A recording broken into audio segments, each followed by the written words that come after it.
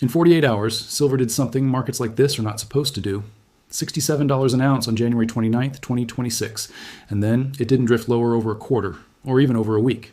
45 by February 2. That is a full cycle move, up, peak, down, compressed into the kind of time window usually reserved for a flash crash. And here's why that matters. Silver is not a meme token. It's a centuries-old monetary metal and a modern industrial input. It sits inside the balance sheets of refiners, fabricators, exchanges, bullion banks, and manufacturers. It's about stress. Someone is being forced to do something they didn't plan to do. They said a move like this couldn't happen without a major supply event or a macro shock plastered across every front page. Yet it happened with most people still thinking silver is that quiet cousin of gold. The institutions didn't miss it. Their models don't feel markets. They measure collateral, liquidity, delivery capacity, and counterparty risk. When those numbers shift, positions shift first, narratives later. What I'm about to lay out is not a rumor and not a prediction. It's a pattern. It's a set of dislocations that show up in the plumbing of the market right before the public realizes the story has changed. And if you can see the plumbing, you stop being surprised by the headlines. Welcome to signal and noise markets. This is where we decode what matters before it becomes the only thing everyone is talking about. If you like analysis that stays calm, stays specific, and stays anchored to the data, you're in the right place. And if you want, tell me where you're watching from, because silver is one of the few markets that behaves differently depending on where in the world you stand. Now let's reconstruct what actually happened. Start with the obvious, price. Silver's surge into late January looked like a breakout on the surface, but the velocity was the tell. It is becoming unstable. That instability can be driven by real demand, or by leveraged positioning, or by both. But either way, it sets the stage for the same ending. The market hunts the weakest balance sheet. 67 wasn't just a number, it was a stress test. It forced every participant to reprice risk in real time. Think about the chain reaction. A higher price increases the notional value of every contract. It increases variation margin demands. It changes the VAR assumptions inside clearing and prime brokerage systems. It tightens credit lines. And it exposes who is long because they believe in the story versus who is long because leverage made it look easy. Then the reversal hit. From January 29 to February 2, the market did not gently mean revert. It snapped. That kind of snap is usually driven by one of two mechanisms: forced selling or a sudden disappearance of bids, which is effectively forced selling anyway because the price falls until it finds someone willing to take the other side. Here's the central mystery. If the story was simply silver got expensive and cooled off, the decline would have been slower, with buyers stepping in at obvious levels. Instead, the drop behaved like a margin event, like liquidation, like the rules of participation changed midstream. So what rules matter most in precious metals? Collateral and deliverability. Collateral is the quiet governor of markets. When collateral is abundant, leverage feels cheap, and price can travel far without friction. When collateral tightens, leverage becomes a trap. The same trade that looked brilliant at noon becomes impossible to hold by close, not because the thesis changed, but because the funding terms did. In late December 2025, a key line in the sand was drawn. Performance bonds, what most people call margin, were adjusted for metals. For a heavily traded silver contract month, the number moved from around $22,000 to around $25,000. That sounds like a small change if you're only thinking in absolute dollars. But in leveraged markets, small changes in required collateral are not small. They propagate through every participant's capital plan. A portfolio that was comfortable at one level becomes unstable at the next because the entire strategy was built on assumed funding terms. Now layer that onto positioning. As of February 3rd, 2026, open interest in the main silver futures venue sat at 409,694 contracts. That's not a footnote. Open interest is a measure of how much risk is actually in the system. And the speculative posture was asymmetric. Non-commercial longs at 214,508 contracts versus non-commercial shorts at 48,904. That imbalance matters because when a crowded side gets hit by collateral tightening, everyone discovers liquidity is not evenly distributed. The market can fall faster than it rose because exiting requires finding a willing counterparty. And stress is when counterparties become picky. But if paper markets were under stress, what about physical? This is where the story becomes uncomfortable for anyone who assumes price equals availability. At the end of January 2026, London Vault data reported 27,729 tons of silver. Yet the detail that matters is not the headline tonnage. It's the trend, the accessibility, and the ownership status of what's sitting in those vaults. A vault can be full and still feel empty to the market if the metal is spoken for, earmarked, or simply not offered at a price that clears. Inventory is not supply, it is potential supply. And potential supply only becomes real supply when it is willing to move. So you have a market where the paper price can collapse 35% in days while reported vault totals barely twitch. That's the dislocation. Those two voices don't stay out of sync forever. The gap can persist, but only if something absorbs the tension, either by forcing physical to flow or by forcing paper to reprice to reflect the real difficulty of sourcing metal. Now, if this sounds familiar, it should. Silver has a history of turning into a leveraged stress signal whenever too many participants treat it, like a simple line on a screen. In 1980, silver surged under a very specific set of conditions: concentrated buying, an inflationary backdrop, and a market that discovered too late that paper claims can exceed deliverable reality. When the rules tightened and liquidity turned, the reversal was brutal. Prices didn't just fall, they collapsed. The result wasn't merely financial pain, it was regulatory change and lasting scar tissue across the market. In 2011, silver ran hard again, climbing rapidly into a blow-off phase. And then, as volatility spiked, margin requirements were raised repeatedly. The mechanism was the same. When the cost of carrying a leveraged position rises, the weakest holders are forced out first. Price then falls, not because the value changed overnight, but because the structure of participation changed overnight. The outcome was a fast, violent downdraft that erased months of gains in a fraction of the time. In March 2020, the world watched liquidity crack across assets that were supposed to be stable. Precious metals were not immune. The key lesson wasn't about metal itself, it was about funding. When the system demands cash, everything becomes a source of cash. Even positions that are right get sold because they are liquid. That episode showed how quickly paper pricing can detach from physical conditions when the priority becomes survival, not optimization. And then in 2021, a different kind of tension surfaced. Retail enthusiasm collided with institutional market structure. The narratives were loud, but the deeper lesson was quiet. Even when many participants want the same outcome, the market still clears through collateral rules, delivery mechanics, and the willingness of large holders to warehouse risk. Now we're in 2026, and the pattern is back. Leverage builds, volatility rises, collateral demands adjust, price snaps, and everyone argues about the candle while the mechanics do the real work. So who are the players when silver goes from commodity to event? First, the exchanges and clearinghouses. They are the gravity of the system. Their job is not to make markets go up or down. Their job is to make sure the system survives. They do that by changing performance bonds and risk parameters when volatility rises. That is rational. It is also consequential. Because when the rules change, the distribution of who can participate changes. Second, the large commercial participants, miners, refiners, industrial users, and the bullion banks that intermediate between them.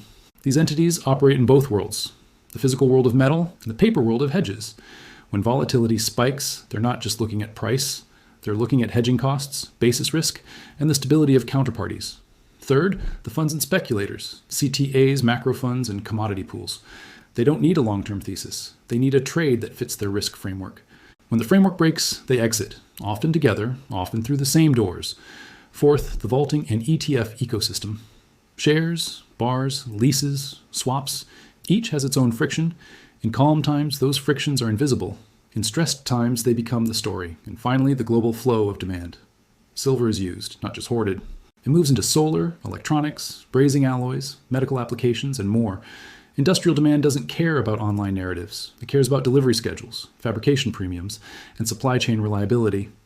They change procurement behavior. They hedge differently. They stockpile, or they delay. Each choice has downstream effects. Now bring all of that back to the specific dislocation we're watching. On one side, you have paper positioning and open interest that tells you a lot of risk is concentrated in a market that just demonstrated it can move 35% in days. On the other side, you have physical vault totals that remain large in headline terms, but not necessarily liquid in tradable terms. And layered over it is the collateral environment. Margins moving higher as volatility rises, tightening the screws on leveraged holders precisely when they least want it. This is the part most people miss. A margin change does not need to be enormous to matter. If you are running a portfolio with multiple metals exposures, cross-margin offsets, and correlated trades, a rise in one contract's requirement can force a reduction elsewhere. It becomes a cascade. The liquidation you see in the price can be the visible end of a hidden chain reaction. Here's an analogy that makes it plain. Imagine a theater where the seats are sold on installment. People can sit as long as they keep making payments. The show gets popular, and more people buy seats with the minimum down payment. Then the theater announces a new rule. The down payment is higher starting tonight. Nobody is kicked out for believing in the show. They're kicked out because they can't meet the new payment schedule. The exits clog. The price of seats collapses. And from the outside, it looks like the show suddenly became bad. But the show didn't change. The financing changed. In silver, the seats are leveraged positions. The down payment is margin. The new rule is higher collateral. And the clogged exits are a market where the same participants are trying to reduce risk at the same time. Now, add one more ingredient, the story of supply. For years, silver has carried a persistent narrative of structural tightness, 9 million ounces, and a drumbeat about consecutive annual shortfalls. Whether one treats that deficit number as definitive or debated, the larger point is this. The market conversation has been primed to believe that physical constraints matter. So why does price crash if supply is tight? Because in the short run, price is often a function of liquidity, not a function of scarcity. Scarcity shows up later through premiums, delivery delays, and the reemergence of backwardation or unusual spreads. Liquidity shows up now through violent candles and gapping moves. This is where east-west dynamics and paper physical dynamics can diverge. One region can be quietly absorbing metal, while another region is liquidating paper exposure. One market can reflect stress in funding, while another reflects stress in sourcing. Both can be true at the same time, and that's why the dislocation cannot persist indefinitely. Something has to give. Either paper risk is reduced enough that price stabilizes and the market rebuilds confidence in its collateral structure, or physical tightness expresses itself more visibly through rising premiums, shrinking available float, and a price that is forced higher not by enthusiasm, but by necessity. So what do we watch next? First, watch open interest relative to price. If price falls and open interest falls hard, that's a sign of liquidation clearing out the crowded side. If price stabilizes while open interest remains elevated, that suggests risk is still concentrated and another volatility shock can do more damage. Second, watch the spread behavior and the signals of immediate demand. Futures curves, lease rates, and the relationship between spot and nearby contracts can hint at whether physical is tightening or loosening. When the near term becomes unusually expensive relative to later months, that's often a sign of immediate scarcity. When the curve relaxes, that's often a sign that stress is more about funding than metal. Third, watch margin and collateral communications. The market can handle higher margins if they rise slowly and predictably. It struggles when changes arrive during high volatility because that's when forced selling is most likely. Fourth, watch the vault trends, not the headlines. A stable headline tonnage can mask a shift in what portion is actually available to move. If drawdowns accelerate, it suggests physical is being pulled. If the numbers remain steady while premiums rise, it suggests metal is there but not offered, an important difference. Now let's connect the dots into forward analysis without pretending certainty. Historically, when silver experiences a leverage-driven blow-off followed by a margin-tightening snapback, one of three paths tends to follow. In the conservative scenario, the liquidation finishes its work. Volatility compresses. Price chops in a wide range, rebuilding a base while open interest resets lower. The story fades. Then, later physical demand and macro conditions determine the next trend. In the moderate scenario, liquidation reduces the most fragile positions, but physical tightness and industrial demand keep the floor from collapsing. Price stabilizes sooner than expected, and spreads begin to reflect immediate demand. The market remains nervous, but the worst forced selling is behind it. In this path, the next move tends to be driven by tangible signals, premiums, delivery behavior, inventory trends, rather than by pure leverage. In the aggressive scenario, the paper physical dislocation snaps. That doesn't require a dramatic headline. It can happen quietly through a run of delivery stress, persistent backwardation, or a sudden need for physical metal by entities that cannot accept paper substitutes. When that happens, price can reprice rapidly, not because everyone got bullish, but because the market discovers the marginal ounce is harder to source than the old price implied. None of those paths is guaranteed, but the conditions that shape them are measurable. 45 wasn't just a chart event, it was a stress event. It revealed which parts of the market are elastic and which parts are brittle. That brings us to the divide. In every market cycle, there are two groups. One group sees price as a story in itself. The other group sees price as an output, a symptom of deeper constraints. The first group is perpetually surprised. The second group is rarely shocked, because they're watching the conditions that force the move before the move happens. It's not about being smarter. It's about watching what matters. Collateral, open interest, delivery behavior, inventory trends. When those signals align, the market is telling you it's under strain. When they diverge, the market is telling you to be careful about the narratives. And the most uncomfortable truth is that institutions move first because they have to. They live inside risk systems that update automatically. When margins rise, they adjust. When liquidity thins, they adjust. When delivery risk changes, they adjust. Retail moves last, not because retail is foolish, but because retail is not wired to see the plumbing. So if the supply shock signals are back, the real question isn't whether silver can be volatile. We just watched it. The real question is whether the dislocation between paper stress and physical reality is widening or narrowing, because that is where the next regime change usually forms. This is signal and noise markets, where we decode what matters before its headlines. If this connected dots you hadn't seen, you know what to do. And remember, the question isn't whether markets unfold. The question is whether the structure is shifting before the crowd notices it. Put that open interest into perspective. One standard silver futures contract controls 5,000 ounces. Multiply that by 409,694 contracts, and you get 2,048,470,000 ounces of paper exposure tied to the benchmark. Over 2 billion ounces. The point isn't that all of it will demand delivery. The point is that the clearing system has to margin and settle price swings on that notional footprint. When silver moves $10 in a day, the cash flows required to keep positions open surges instantly, and that is where stress becomes visible. Now look at the asymmetry in speculative positioning. 2 with 500 weight non-commercial longs versus 48 Hasidos 904 non-commercial shorts. It's a measurement of fragility. The crowded side doesn't need new information to unravel. It only needs a trigger that changes the cost of carry, a margin hike, a volatility spike that bumps risk models, a prime broker that tightens credit terms. Then exits become narrow and selling becomes mechanical. This is how institutional movement shows up in real life. They change the terms, they widen bid-ask spreads, they demand more collateral for the same exposure, they shorten the tenor they're willing to quote. Funds respond because their mandates and their financing desks force them to respond. What looks like a sudden change of mind is often just a sudden change of funding. Meanwhile, the physical side reacts differently. Fabricators and industrial users don't chase a spike for entertainment. They protect continuity.